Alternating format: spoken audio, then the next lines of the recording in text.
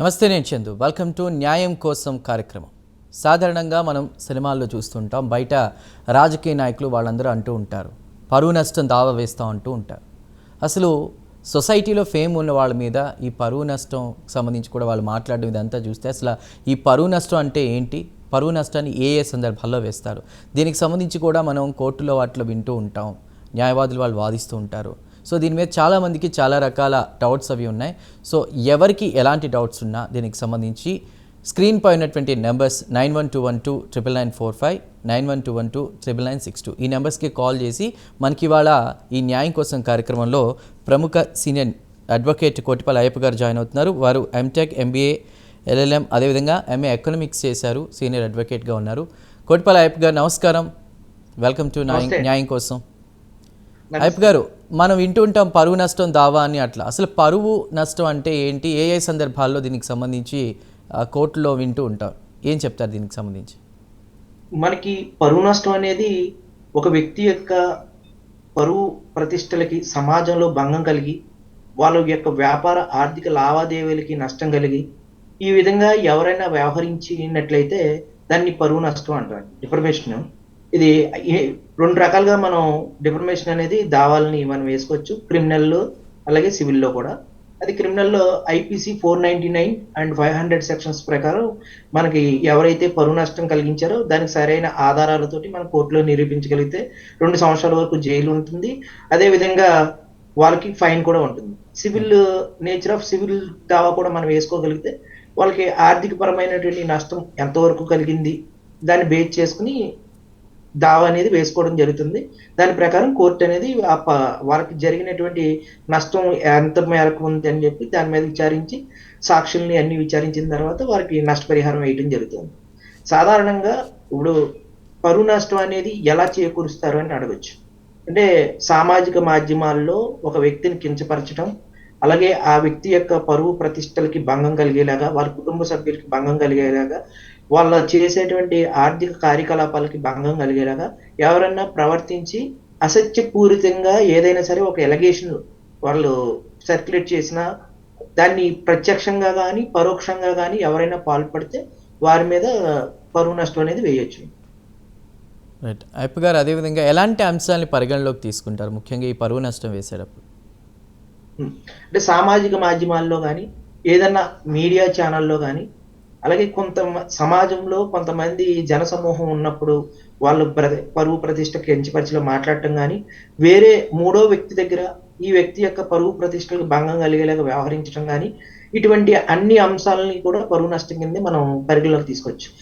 కొన్ని గ్రామీణ ప్రాంతాల్లో సంఘ బహిష్కరణ, అలాగే కుల బహిష్కరణ, ఇవి కూడా పరువు నష్టం కిందే తీసుకోవచ్చు అండి.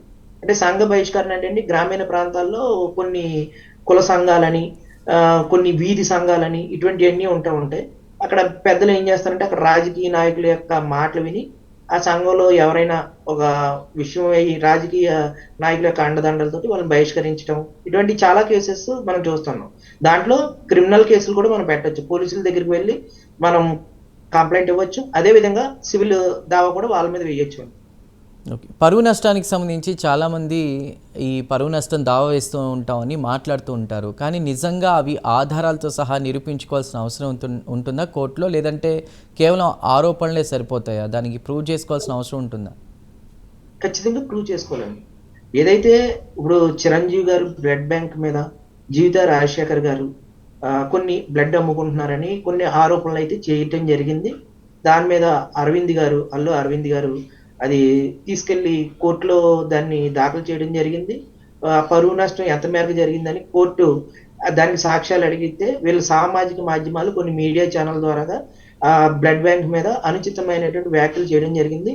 ఆ వ్యాఖ్యల నేపథ్యంలో కోర్టు దాన్ని సాక్ష్యంగా పరిగణించి వారికి కొంతమేర ఫైన్, జైలు కూడా 2 నేరాల్లో సివిల్ క్రిమినల్ నేరాల్లో కూడా పనిష్మెంట్ ఇవ్వడం అనేది కూడా జరిగిందండి. ఈ రకంగా అంటే మనం ఆధారభూతంగా ఉండాలండి. ఇప్పుడు ఏదైనా ఆధారభూతంగా ఉండాలి. ఇప్పుడు వీడియో కానీ ఆడియో కానీ వాటిల్లో కూడా పరిగణలోకి తీసుకుంటుందండి కోర్టు. ఎందుకంటే మనకి ఎవిడెన్స్ యాక్ట్ ప్రకారం అది పరిగణలోకి సెక్షన్ 65, సెక్షన్ 64 ఈ ప్రకారంగా కూడా మనకు పరిగణలోకి తీసుకుంటుంది. అలాగే ఏదైతే ఇప్పుడు పోలీసులు కూడా ఎవరైనా అండి, పోలీసులు కూడా కొంతమందిని ఏ, కట్టివేయడం, సమాజంలో వాళ్ళు చేయని తప్పి కొట్టడం, ఇవి కూడా పరువు నష్టం కిందే వస్తుంది. గవర్నమెంట్ ఆఫీసర్ల మీద కూడా మనం పరువు నష్టం వేసుకోవచ్చు. ఓకే. అయ్యప్ప గారు, ఇప్పుడు మీరు చెప్పారు పరువు నష్టానికి సంబంధించి బోత్ సివిల్ కింద అదేవిధంగా క్రిమినల్ కింద ఉంటుందని చెప్పేసి. ఒకవేళ ఆధారాలతో సరే ప్రూవ్ చేస్తే, రుజువు అయితే శిక్షలు ఎలా ఉంటాయి వీళ్ళకి? అంటే ఆర్థికంగా కూడా ఉంటుందా, లేదంటే జైలు శిక్షకి సంబంధించి ఎలా ఉంటుంది? కాంపెన్సేషన్ అంటారు కదా, అట్లా. తగాదాలు ఇప్పుడు సివిల్ సూట్లు ఎవరైతే పరువు నష్టానికి మనం సంబంధించి వేయటం జరుగుతుందో, ఆ సివిల్ సూట్లు ఏమవుతుందంటే శిక్షలు అనేవి ఉండవండి. ఆర్థిక పరమైనటువంటి నష్టం ఎంత మేరకు జరిగింది, వీళ్ళ యొక్క వ్యాఖ్యల వల్ల, వాళ్ళ వ్యాపార లావాదేవీలు ఎంత మేరకు జరిగాయి. ఇప్పుడు కొంతమంది సినిమా సెలబ్రిటీలు అయితే కొంతమంది అనుచిత వ్యాఖ్యలు చేస్తే వాళ్ళకి సినిమా ఆఫర్లు పోయినాయి, నాకు భవిష్యత్తు పోయిందని చెప్పి, ఇన్ని అవకాశాలు వచ్చి ఇంత పోయిందని చెప్పి వేస్తూ ఉంటారు. ఆ రకంగా వాళ్ళ భవిష్యత్తు భంగం కలిగేలాగా, వాళ్ళకి ఆదాయ వనరులకి భంగం కలిగేలాగా ఎంతవరకు నష్టం జరిగిందో సివిల్ కి సంబంధించినటువంటి సూట్లలో అంత మేరకు మాత్రమే ఆర్థిక పరమైనటువంటి నష్ట పరిహారం ఇచ్చేలాగా వాళ్ళకి ఫైన్ వేయడం జరుగుతుందండి. అందులో జైలు శిక్షలు ఏమి ఉండవండి సివిల్ సూట్లు అయితే. అలాగే క్రిమినల్ అయితే ఐపీసీ 499, 500 ప్రకారం వాళ్ళకి 2 సంవత్సరాల వరకు జైలు ఉంటుంది. At the same time penalty కూడా ఉంటుందండి. రైట్. అయ్యప్ప గారు, ప్రస్తుతం మనకు ఒక కాలర్ ఉన్నారు రెడీగా, వాసుబాబు గారు ఏలూరు నుండి. వాసుబాబు గారు నమస్తే. మీ సమస్య ఏంటి? కోటిపల్లి అయ్యప్ప గారు ఉన్నారు, డైరెక్ట్గా నేరుగా మాట్లాడండి. నమస్తే లాయర్ గారు. మా భూమికి దొంగ పన్ను రసీదులు సృష్టించారండి 3 వ్యక్తులు. అవి ఆల్రెడీ ఆర్డీఓ గారి దగ్గర, ఎంఆర్ఓ గారి దగ్గర, ఏలూరు రూరల్ వారి దగ్గర నిరూపణ అయిపోయినాయండి. కానీ ఆ వ్యక్తుల మీద ఎటువంటి చర్యలు తీసుకోవట్లేదండి. నేను ఎట్లా ఫాలో అవ్వాలో కొంచెం అలా చెప్పండి సార్. అది పన్ను రసీదు అన్నారు, అది రెవెన్యూకి సంబంధించిందండి, పంచాయతీకి సంబంధించిందా? ఇంటి పన్ను అయితే పంచాయతీకి వస్తుందండి, పొలం అయితే రెవెన్యూ వారికి వస్తుంది. Hello sir. ఇంటి పన్ను అయితే పంచాయతీకి వస్తుందండి, పొలం పన్ను అయితే రెవెన్యూ వారికి వస్తుంది. ఏ పన్ను అండి మీరు సృష్టించింది? వాస్ గారు, మీరు టీవీ వాల్యూమ్ తగ్గించి డైరెక్ట్గా సార్ చెప్పేది వినండి. ఇంటి పన్ను కింద వస్తుందా లేదంటే రెవెన్యూనా అని అడుగుతున్నారు. పొలానికి సంబంధించి రెవెన్యూ అండి, రెవెన్యూ. పొలానికి సంబంధించి పుట్టించారు, ఆల్రెడీ ఆర్డీఓ గారు గుర్తించి రద్దు చేశారు. ప్లస్ ఎంఆర్ఓ గారు కూడా మా రికార్డుల్లో ఏమీ లేవని చెప్పారు సార్. అయినా ఆ వ్యక్తుల మీద ఎటువంటి చర్యలు తీసుకోవట్లా, పొలిటికల్ ఇన్ఫ్లుయెన్స్ ఉపయోగించి. ఆర్ఓఆర్ యాక్ట్ అనే ఒకటి ఉంటుందండి, పట్టాదారు పాస్బుక్, టైటిల్ డీడ్, ఇవన్నిటికి కూడా మీరు ఏం చేస్తారంటే మీ దగ్గర ఉన్నటువంటి ఎవిడెన్స్ తోటి మీరు పోలీస్ స్టేషన్ లో కంప్లైంట్ ఇవ్వాలండి. కంప్లైంట్ ఇస్తే అది పరిశీలనకు వెళ్తుంది ఎంఆర్ఓ గారి దగ్గర. ఎంఆర్ఓ గారు దానికి ఒక ఎండార్స్మెంట్ పోలీస్ వారికి ఇస్తారు. ఆ పోలీస్ వారికి ఇచ్చి అక్కడ కూడా మీకు న్యాయం జరగకపోతే దాని తర్వాత మీరు రిజిస్టర్ పోస్ట్ చేయాలండి ఉన్నత స్థాయి అధికారులందరికీ, ఎస్పీ గారికి, డిఎస్పీ గారికి, సిఐ గారికి, డీజీపీ గారికి మీరు రిజిస్టర్ పోస్టులు చేయండి. మీ యొక్క రిజిస్టర్ పోస్టులు, మీ దగ్గర ఉన్నటువంటి ఆధారాలు, ఎకనాలజ్మెంట్లు అన్ని పెట్టుకుని మీరు క్రిమినల్ 468 అండి ఐపీసీ, దీని ప్రకారం ఎవరైతే ట్యాంపరింగ్ చేశారో గవర్నమెంట్ రికార్డ్స్ ని ఎవరైతే ట్యాంపరింగ్ చేసినా, అలాగే 466, 467, 468 ఈ సెక్షన్లన్నీ కూడా దానికి సంబంధించినవి అండి. 468 ప్రకారం వాళ్ళకి ఇలాగ తప్పుడు ధృవీకరణ పత్రాలు పెట్టారు కాబట్టి ఐపీసీ దాని ప్రకారం వాళ్ళకి శిక్షలు ఉంటాయి. అది నాన్ బెయిలబుల్ శిక్ష వారెంట్ వస్తుందండి వాళ్ళకి. మీరు ఇమీడియట్ గా దాన్ని ఏం చేయాలంటే ప్రైవేట్ కంప్లైంట్ ని మీరు లోకల్ కోర్టులో వేయగలిగితే ఆ ప్రైవేట్ కంప్లైంట్ ఆధారంగా కోర్టు విచారిస్తుందండి. కోర్టు విచారించి మీ సాక్షుల్ని, మీ దగ్గర ఉన్న ఎవిడెన్స్ ని పెడితే పోలీస్ వారికి డైరెక్షన్ ఇస్తుంది. ఆ రకంగా క్రిమినల్ కేసులు నమోదవుతాయండి. రైట్ అండి. మరో కాలర్ ఉన్నారు, చూద్దాం. నాగరాజ్ గారు ఫ్రమ్ హైదరాబాద్. నాగరాజ్ గారు, చెప్పండి మీ సమస్య ఏంటి? మేము 10 years బ్యాక్ లవ్ మ్యారేజ్ చేసుకున్నామండి. హలో, ఓకే, చెప్పండి. అయితే మా అత్తగారు మామగారి ఆస్తిలో మా ఆవిడకి ఆస్తి హక్కు ఎలా తీసుకోవాలి? ఇప్పుడు అత్తగారు మామగారు స్వార్జితం సంపాదించారండి, లేకపోతే వాళ్ళకి పూర్వార్జితం నుంచి వచ్చినాయండి? 2 రకాలు ఉన్నాయండి. పూర్వార్జితం నుంచి ఉన్నాయి, వాళ్ళ సొంతంగా సంపాదించిన 2 ఉన్నాయి. ఎంతమంది అండి వారసులు మీ అత్తయ్య గారికి, మావయ్య గారికి? వీళ్ళు మొత్తం 4 members అండి. అందులో ఒక అబ్బాయి, 3 అమ్మాయిలు. ఓకే అండి. ఇప్పుడు వాళ్ళు స్వార్జితం అయితే వాళ్ళు ఎవరికైనా రాసుకోవచ్చు అండి. ఒకవేళ వాళ్ళు ఎవరికి రాయకుండా కాలం చేస్తే అప్పుడు ఆ ఆస్తిలో మీకు వాటా వస్తుందండి. పూర్వార్జితం అన్నారు కదా, తాతల నుంచి వచ్చినటువంటి ఆస్తి పూర్వార్జితం, అందులో వాళ్ళు హక్కుదారులుగా ఉంటారు కాబట్టి ఆల్రెడీ మీరు దాన్ని వాటా కావాలని చెప్పి మీరు కోర్టులో కూడా మీరు ఫైల్ చేసుకోవచ్చు అండి. రైట్. సివిల్ సూట్ వేసుకోవాలి. రైట్. ఐపి గారు మరో క్వశ్చన్ ఏంటంటే, ఇప్పుడు ఇందాక మీరు సివిల్ అదేవిధంగా క్రిమినల్ అని కూడా చెప్పారు. వీటిలో సివిల్ అయితే శిక్షలు ఏ విధంగా ఉంటాయి, క్రిమినల్ అయితే ఏ విధంగా ఉంటాయి? ఒకవేళ మాటల ద్వారా వాళ్ళకి ఏమైనా పరువుకి భంగం కలిగితే సో వాళ్ళకి జైలు శిక్ష ఏ విధంగా ఉంటుంది? ఒకవేళ కాంపెన్సేషన్ ఉంటే ఎలా ఉంటుంది? అంటే ఇందులో కూడా చాలా రకాలు ఉన్నాయండి. ఎవరైనా ఒక వ్యక్తి భంగం కలిగించిన తర్వాత వాళ్ళు ఏదైనా ఆత్మహత్యకు పాల్పడితే దాన్ని పూర్తిగా క్రిమినల్ కింద తీసుకొచ్చు 306 కేసు వేస్తారు. అదే మైనర్లు అయితే 305 వేస్తారు. ఎవరైనా ఒక అమ్మాయిల మీద కానీ ఒక రాంగ్ ఎలిగేషన్ మనం చేసినట్లయితే వాళ్ళ ఆత్మహత్యలు చేసుకుంటే అది పూర్తిగా క్రిమినల్ గా వస్తుంది. అప్పుడు కూడా పరువు నష్టం కూడా వేసుకోవచ్చు అండి. మా అమ్మాయి ఇలా చనిపోవడానికి కారణం ఈ అబ్బాయి అని చెప్పి అది సివిల్లో వేసుకోవచ్చు. ఎలాగ పోలీసు వారు ఎలాగ క్రిమినల్ గా వాళ్ళ కేసు టేకప్ చేస్తారు కాబట్టి ఆ రకంగా కూడా వేసుకోవచ్చు. అదే ఇప్పుడు క్రిమినల్ నేరాలు అయితే కంపల్సరీగా 2 సంవత్సరాలు జైలు ఉంటుందండి. అంటే నేర యొక్క తీవ్రత బట్టి, సాక్ష్యాలు బట్టి, ఇప్పుడు వాళ్ళు చేసినటువంటి ఆరోపణలు వాళ్ళ యొక్క పరువు ప్రతిష్టలకే కాకుండా వాళ్ళ యొక్క ఆత్మన్యూన్యత భావానికి భంగం కలిగితే, ఇన్ఫీరియారిటీ కాంప్లెక్స్ ఏదైతే ఉందో వాళ్ళని మానసికంగా, శారీరకంగా మనోవేదనకు గురి చేసేటువంటి సంఘటనలు ఏదైతే ఉన్నాయో ఆ రకంగా వాళ్ళని డిఫేమ్ చేయాలని చెప్పి మాట్లాడిన వ్యాఖ్యలు బట్టి అది కోర్టు అనేది డిసైడ్ చేస్తుందండి. 6 నెలల నుంచి 2 సంవత్సరాల వరకు జైలు అనేది ఉంటుంది క్రిమినల్ అయితే. సివిల్ అయితే వాళ్ళు యొక్క ఇప్పుడు ఏదైనా ఇప్పుడు చూస్తున్నాం అండి, చిరంజీవి గారిది అనే కాకుండా ఇంకా చాలా కేసెస్ లో ఇప్పుడు ముఖేష్ అంబానీ గారి యొక్క రిలయన్స్ దాని మీద కూడా ముంబై కోర్టుల్లో కూడా కొన్ని పరువు నష్టం అయితే వేయటం జరిగింది, ఈ ప్రొడక్ట్ కరెక్ట్ గా ఉండట్లేదని. ఇప్పుడు ఎవరైనా ప్రొడక్ట్ కరెక్ట్ గా ఉండకపోతే కన్జ్యూమర్ కోర్టుని ఆశ్రయించాలండి. దాన్ని అలా అని చెప్పి వేల కోట్ల మంది వ్యాపారం చేసేటువంటి ఒక సంస్థ మీద ఏదో ఒక చోట మనకి తప్పు జరిగింది అనుకోండి, దాన్ని తీసుకెళ్లి సామాజిక మాధ్యమాల్లో ఈ కంపెనీ ఇలా చేస్తుంది అని చెప్పామనుకోండి, దాని కింద పనిచేసేటువంటి ఎంప్లాయీస్ కూడా నష్టపోతారండి. ఆ కంపెనీ యొక్క షేర్ వాల్యూ కానీ, మార్కెట్ వాల్యూ కానీ చాలా ఉంటాయి. ఇప్పుడు ఒక వ్యక్తి కనుక డిఫేమ్ చేసాడు అనుకోండి, అంతర్జాతీయ మార్కెట్ లో షేర్ మార్కెట్ ఉంటుందండి. ఆ షేర్ మార్కెట్ లో షేర్లు పెరగడం, తరగడం, అలాగే ఆ పెట్టుబడులు, ఇన్వెస్ట్మెంట్స్ కి చాలా రకాలైనటువంటి ఆర్థిక కార్యకలాపాలతో ముడిపడి ఉంటుంది. రైట్ ఐపి గారు మాట్లాడదాం. ఇద్దరు కాలర్స్ వెయిట్ చేస్తున్నారు. ఫస్ట్ కాలర్ తీసుకుందాం. కుమార్ గారు ఫ్రమ్ హైదరాబాద్. కుమార్ గారు నమస్కారం, వెల్కమ్ టు న్యాయం కోసం. మీ సమస్య ఏంటి? నేరుగా ఐపి గారితో మాట్లాడండి. 1970లో మా తాతగారికి ఇంద్రమ్మ పథకం కింద క్వార్టర్స్ ఇచ్చారండి. ఇచ్చాక మా తాతగారి పేరు మీద ఉన్నది, మేము ఉన్న ఇప్పుడు ఇల్లు. ఇందులో మా తాతగారు చనిపోయారు, మా నాయనమ్మ చనిపోయారు, మా మదర్ ఎక్స్పైర్ అయ్యారు, మా ఫాదర్ కూడా ఎక్స్పైర్ అయ్యారు. మేము ముగ్గురం అన్నతమ్ములం. ఇప్పుడు ముగ్గురులో ఒక బ్రదర్ కూడా చనిపోయారు.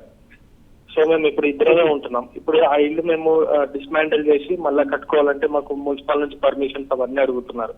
సో దీనికి మేము ఎట్లా రిజిస్ట్రేషన్ చేసుకోవాలి సార్? ఇప్పుడు మీరు 1970 కాబట్టి మనకి 1982 నుంచి కూడా ఏదైతే ఇప్పుడు కొన్ని యాక్ట్స్ మారినాయండి. మీరు 1970 కాబట్టి మీ తాతయ్య గారి యొక్క ఫ్యామిలీ సర్టిఫికెట్ ఎఫ్ఎంసి, అలాగే మీ ఫాదర్ చనిపోయినటువంటి డెత్ సర్టిఫికెట్ ఎఫ్ఎంసి, ఇవన్నీ మీరు తీసుకెళ్లి వారసులుగా ఉన్నారు కాబట్టి మీరు అది భూమి రిజిస్ట్రేషన్ చేసుకునేటువంటి అక్కడ రైట్ అనేది ఉన్నది. అది ఒకవేళ రెడ్ లో ఉందా, లేకపోతే గవర్నమెంట్ ల్యాండ్ కింద చూపిస్తుందా, ప్రైవేట్ ల్యాండ్ కింద చూపిస్తుందా, దాని ప్రకారం మీరు ఎఫ్ఎంసీలు పుట్టించుకుని అక్కడ ఎంజాయ్మెంట్ సర్టిఫికేట్ ఒకటి విఆర్ఓ కానీ పంచాయతీ అధికారి నుంచి ఎంజాయ్మెంట్ సర్టిఫికేట్ తీసుకుని ఆ రెండిట్ల ప్రకారం మీరు పార్టీషన్ చేసుకోగలిగితే అది మీకు రిజిస్ట్రేషన్ డాక్యుమెంట్ ఏర్పడుతుంది. మీ రిజిస్ట్రేషన్ డాక్యుమెంట్ ద్వారా మీరు ప్లాన్ అనేది అప్రూవల్ తీసుకోవచ్చు. రైట్, మరో కాల్ ఉన్నారు సార్. తిరుపతి రెడ్డి గారు ఫ్రమ్ హైదరాబాద్. తిరుపతి గారు చెప్పండి, మీ ప్రాబ్లం ఏంటి? సార్ అయ్యప్ప గారు నమస్తే అండి. నమస్తే అండి. సార్ ఇది నేను మా చుట్టాలకి అంటే రిలేటివ్స్ కి ప్రామిసరీ నోట్ పెట్టుకొని నేను కొద్దిగా అమౌంట్ ఇవ్వడం జరిగింది. అయితే ఇప్పుడు ఏమవుతుందంటే సార్, ప్రామిసరీ నోట్ కాలపరిమితి ఎన్ని సంవత్సరాలు ఉంటుంది సార్? ప్రామిసరీ నోటు కాలపరిమితి 3 సంవత్సరాలు ఉంటుందండి మీరు డేట్ వేస్తే. సార్ ఇప్పుడు మరి 3 సంవత్సరాల లోపు వాళ్ళు అమౌంట్ మనకి ఇవ్వకపోతే 3 సంవత్సరాల తర్వాత మనం వాళ్ళ మీద యాక్షన్ తీసుకోవడానికి ఏమైనా పాసిబిలిటీ ఉంటుందా సార్? 3 సంవత్సరాల తర్వాత కాదండి, మీరు నోటు కాలపరిమితి అయిపోయే ముందే మీరు డబ్బులు అమౌంట్ కి మీరు ఒక లీగల్ నోటీస్ అనేది ఇవ్వాలి. లీగల్ నోటీస్ కి రిప్లై ఇవ్వకపోతే మీరు ఎంతైతే డబ్బు ఇవ్వాలో దాంట్లో సాక్షులు అనేవి ఉంటాయి కాబట్టి ప్రోనోట్ లో మీరు ఎంతైతే మీకు డబ్బులు ఇవ్వాలో అంత డబ్బుకి ప్లస్ వడ్డీ అన్నిటిని కలిపి మీరు దావా చేసుకోవాలి లోవర్ కోర్టులో. నార్మల్ గా మాట్లాడి 3 సంవత్సరాలు రెస్పాన్స్ రాలేదు సార్. సో రాకపోతే ఇప్పుడు 3 years తర్వాత మనం ఏం చేయలేము సార్? 3 years అయిపోతే నోట్ ఎక్స్పైర్ అయిపోతుంది కదండి. అంటే మనం లీగల్ పోలీస్ స్టేషన్ లో కంప్లైంట్ ఇవ్వడం ఇట్లాంటివి ఏం చేయలేం. అటువంటి ఏమి ఉండవండి. అది నేచర్ ఆఫ్ సివిల్ కంటెంట్ అండి. అది పోలీస్ స్టేషన్ అసలు సంబంధం లేదు. ఆర్థిక లావాదేవీలన్నీ కూడా నేచర్ ఆఫ్ సివిల్ కంటెంట్, అది క్రిమినల్ కాదు కాబట్టి పోలీసులు ఇన్వాల్వ్ అవ్వరు. మీరు ఏదన్నా మీకు డబ్బులు ఇవ్వాలి కాబట్టి మీరు ప్రో నోట్ ప్రకారమే 3 సంవత్సరాల లోపులోనే మీరు నోటీస్ ఇచ్చుకుని, నోటీస్ ఇచ్చినప్పటికీ కూడా రిప్లై ఇవ్వకపోతే అప్పుడు మీరు దావా అనేది వేసుకోవడం చేయాలి. మీరు అది వేసుకోలేదు కాబట్టి అది మీ మిస్టేక్ అండి అది. రైట్. అయ్యప్ప గారు మరో కాల్ ఉన్నారు, తీసుకుందాం. దత్తాత్రేయ గారు ఫ్రమ్ రంగారెడ్డి. దత్తాత్రేయ గారు చెప్పండి మీ సమస్య ఏంటి? సార్ నమస్కారం సార్. నమస్కారం అండి. నా పేరు దత్తాత్రేయ సార్, సంగారెడ్డి జిల్లా. చెప్పండి మీ Okay. ప్రాబ్లం ఏంటండి? సంగారెడ్డి జిల్లా మా తాతగారి పేరు మీద ROR లో పెట్టి చేంజ్ చేసుకున్నారు సార్. అది 1978-79 పానీలా. ఓకే అండి. అది ఇప్పుడు మేము కలెక్టర్ కు మళ్ళంటే MRO కు ప్రజావాణిలో ఇచ్చుకుంటూ ఇంచుమించు 25-30 సంవత్సరాల దాకా ఇచ్చుకుంటూ వచ్చారు అప్లికేషన్. ఏమీ స్పందన లేదు సార్. అందులో ఇనాం భూమి కూడా కొద్దిగా 19 గుంటలు ఉంది. అది కూడా వేరొళ్ళు జగ మీద ఉన్నారు. కానీ వాళ్ళ పేరు మీద రిజిస్ట్రేషన్ ఉట్టిగా పానీలా చేంజ్ చేసుకున్నారు. దాటి విషయంలో మేము ఎక్కడ పోవాలి, ఏం సంగతి? మా పెద్దలు అనేది కాలక్రితం చనిపోయారు సార్. నేను మా తాతగారికి మన్మణ్ణి, నేను రెండో మన్మణ్ణి సార్. ఓకే అండి. మీ పొలానికి సంబంధించినటువంటి ఏదైతే భూమి ఏదైతే ఉందో దానికి సర్వే నెంబర్ మీద ఈసీ ఎన్కంబరెన్స్ సర్టిఫికేట్ ఒకటి తీసుకోండి. అది ఎవరి పేరు నుంచి ఎవరి పేరుకి మారింది, ఎప్పుడెప్పుడు మారింది అని చెప్పి పూర్తి వివరాలు రిజిస్ట్రేషన్ ఆఫీస్ నుంచి ఈసీలో వస్తాయండి. ఈసీలో వచ్చిన తర్వాత మీకు హక్కు ఉన్నటువంటి మీ దస్తావేజులు మీ ప్రమేయం లేకుండా వాళ్ళు తీసుకున్నారు కాబట్టి 1908 రిజిస్ట్రేషన్ యాక్ట్ సెక్షన్ 86, 87 ప్రకారం మీరు సబ్ రిజిస్టర్ ఆఫీస్ లో కూడా కంప్లైంట్ ఇవ్వండి. ఆ కంప్లైంట్లు అలాగే పోలీస్ స్టేషన్ లో కూడా మీరు కంప్లైంట్ ఇవ్వచ్చు. ఎందుకంటే తప్పుడు రిజిస్ట్రేషన్ అనేది చేసుకోవడానికి లేదండి. అప్పటికి మీకు న్యాయం జరగకపోతే ప్రైవేట్ గా ఒక కంప్లైంట్ అనేది మీరు మూవ్ చేయండి, ప్రైవేట్ కంప్లైంట్ క్రిమినల్లో. అలాగే మీరు ఒక సూట్ అనేది రిజిస్ట్రేషన్ ఏదైతే ఉందో మీ దగ్గర ఉన్నటువంటి ఆధారాలు అన్నిటితోటి వాటిని రిజిస్ట్రేషన్ రద్దు చేయమని చెప్పి ఒక సూట్ వేసుకుంటే ఆ రెండు క్రిమినల్ అలాగే సివిల్ రెండు కూడా మీరు వేసుకోగలిగితే మీకు న్యాయం జరుగుతుందండి. రైట్. అయ్యప్ప గారు, ఇప్పుడు ఈ మధ్య నేను ఒక న్యూస్ చూశాను. ఏంటంటే ఒక హోటల్లో ఫుడ్ తినడానికి వెళ్ళిన వాళ్ళు ఇందులో భోజనంలో పురుగు వచ్చింది అది ఇది అని చెప్పేసి ఒక గుడ్ విల్ని పోగొట్టే ప్రయత్నం చేశారు. హోటల్ అంతా హైజీనిక్గా ఉందని చెప్పి హోటల్ యాజమాన్యం చెప్తోంది. అలాంటి టైంలో ఆ గుడ్ విల్ పోగొట్టేలా కొంతమంది ఎవరైనా కస్టమర్స్ బిహేవ్ చేస్తే దానికి రిలేటెడ్గా ఎలాంటి పనిష్మెంట్స్ ఉంటాయో ఏమైనా చెప్పగలరా? ఇప్పుడు హోటల్ మెయింటైన్ చేస్తే ఫుడ్ కార్పొరేషన్ ఆఫ్ ఇండియా నుంచి ఏదైతే ఫుడ్ కార్పొరేషన్ అధికారుల నుంచి వాళ్ళు పూర్తి స్థాయిలో సర్టిఫికేట్స్ అలాగే అన్ని పొందుతారండి. ఏదైతే మున్సిపాలిటీ ఏదైతే ఉందో మున్సిపాలిటీ అధికారుల ద్వారా కూడా అన్ని పర్మిషన్లు పొంది అన్ని కరెక్ట్ గా ఉన్నాయనుకోండి, మనం ఏం చేయాలి? ఫస్ట్ అండి, ఫుడ్ లో తేడా వచ్చినప్పుడు ఫుడ్ సేఫ్టీ ఆఫీసర్లు ఎవరైతే ఉన్నారో వాళ్ళు కంప్లైంట్ ఇవ్వాలి. అలాగే కన్జ్యూమర్ కోర్టులో మనం వేసుకోవచ్చు అండి. అలాగే మనకి ఏదైనా దానివల్ల హెల్త్ ఏదైనా పాడైపోతే మనం మెడికల్ సర్టిఫికేట్స్ ద్వారా క్లెయిమ్ చేసుకోగలగాలండి. దీనివల్ల ఇలా ఫుడ్ తిన్నాము ఇలా ఉన్నదని ఆ బిల్స్ కూడా తీసుకుని. అంతేగాని మనం డైరెక్ట్ గా ఇలా హోటల్లో ఫుడ్ తిన్నామని చెప్పి ఆ హోటల్ యాజమాన్యమే చేస్తే ఏమవుతుందంటే వాళ్ళకి అన్ని కరెక్ట్ గా ఉన్నాయనుకోండి, వాళ్ళకి నిజంగా వాళ్ళకి కరెక్ట్ గా లేకపోతే వాళ్ళు సఫర్ అవుతారండి. వాళ్ళు కరెక్ట్ గా లేవనుకోండి, వాళ్ళ దగ్గర డాక్యుమెంట్స్ కానీ వాళ్ళు ఏం వాడుతున్నారు ఫుడ్ లో అది ల్యాబ్ కు పంపిస్తారు. ఏ ఫుడ్ అయితే హానికరంగా ప్రజల యొక్క ఆరోగ్యాలు దెబ్బతీసే విధంగా ఆ ల్యాబ్ యొక్క రిపోర్ట్ కరెక్ట్ గా లేదనుకోండి, అప్పుడు మనం పలానా దాంట్లో ఇలా జరిగిందని చెప్పి మనం పబ్లిష్ చేయొచ్చు అండి. కానీ ఫస్ట్ మనం ఏమీ లేకుండా, ఒక ల్యాబ్ రిపోర్ట్ లేకుండా, ఒక పోలీస్ కంప్లైంట్ లేకుండా, ఏమీ లేకుండా జస్ట్ ఓవరాల్ గా మనం ఏదో ఒకటి జరిగిందని ఇంటెన్షనల్ గా వాళ్ళు చేశారనుకోవచ్చు కదండి. ఒక రిప్యుటేషన్, ఇప్పుడు కాంపిటీషన్ అండి వ్యాపారం అంటే, ఎవడొకడు కావాలని ఇంటెన్షనల్ గా వెళ్ళి తన దగ్గర ఉన్నటువంటి ఏదో పురుగు వేసి దాన్ని సోషల్ మీడియాలో పెట్టి చేయొచ్చు కదా, ఇంటెన్షనల్ గా కూడా చేయొచ్చు కదండి కొన్ని. రైట్. అయ్యప్ప గారు, ఫైనల్గా ఇంకో క్వశ్చన్. పరువు నష్టం ఎవరైతే వేద్దాం అనుకుంటారో వాళ్ళు కోర్టులో ఏమైనా ఫీజులు చెల్లించాల్సిన అవసరం ఏమైనా ఉంటుందా? ఖచ్చితంగా ఉంటుందండి. క్రిమినల్ అయితే మనం ఏ ఫీజులు చెల్లించవలసిన అవసరం లేదు. మనం ఎంతైతే ఇన్ఫర్మేషన్ వేస్తామో పరువు నష్టం మన భంగం కలిగిందని మనం ఒక 50 లక్షలకు వేసుకున్నాం అనుకోండి, దానికి కోర్టు ఫీజు ఒక చలానా అనేది కోర్టు ఒక అకౌంట్ ఇస్తుంది. దానికి ఖచ్చితంగా ఒక అమౌంట్ అనేది పే చేయాలండి. ఇప్పుడు దాని అమౌంట్స్ ప్రకారంగా కూడా జ్యుడిషియల్ మారుతూ ఉంటుందండి. ఇప్పుడు మ్యాజిస్ట్రేట్ కోర్టులని, సీనియర్ సివిల్ జడ్జి అని, అలాగే జిల్లా కోర్టులని, అలాగే మనం వేసుకునేటువంటి అమౌంట్ బట్టి కోర్టు మారుతుందండి. కోర్టు పరిధి కూడా మారుతూ ఉంది. దాని ప్రకారం కూడా మనకు ఫీజులు అనేవి చెల్లించాలండి. రైట్. రైట్. కొట్టిపల్లి అయ్యప్ప గారు చాలా రకాల క్వశ్చన్స్కి ఆన్సర్ చేశారు. అదేవిధంగా చాలామంది కాలర్స్కి కూడా వాళ్ళ సందేహాలు నివృత్తి చేశారు. ధన్యవాదాలండి ఇవాల్టి న్యాయం కోసం కార్యక్రమంలో జాయిన్ అయినందుకు. సో చూశారు కదా, ఇది ఇవాల్టి న్యాయం కోసం కార్యక్రమం. మరొక ఎపిసోడ్తో మళ్ళీ కలుద్దాం. Keep watching prime nine news.